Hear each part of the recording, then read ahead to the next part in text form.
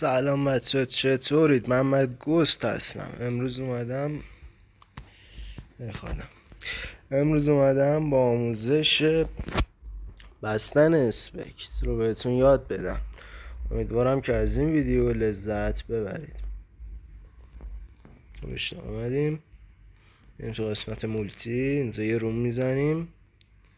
حالا اینجا در این قسمت مشاهده میکنید که من اسپکتم بازه. حالا میخوایم ببندیمش. کار خیلی ساده ایه. در قسمت چپ صفحه وارد قسمت مچ ستینگ میشیم. گزینه سوم نامبر آف اسپکتورز آلوود رو میزنیم. این میشه گزینه سوم. این مال من 15.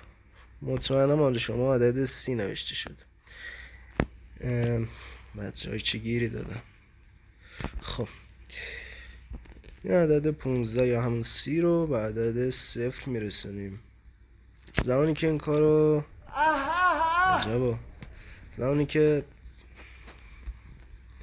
چیکار میکنن اینا؟ زمانی که این کارو کنیم اسپکت ما بسته میشه. امیدوارم که از این ویدیو لذت برده باشید.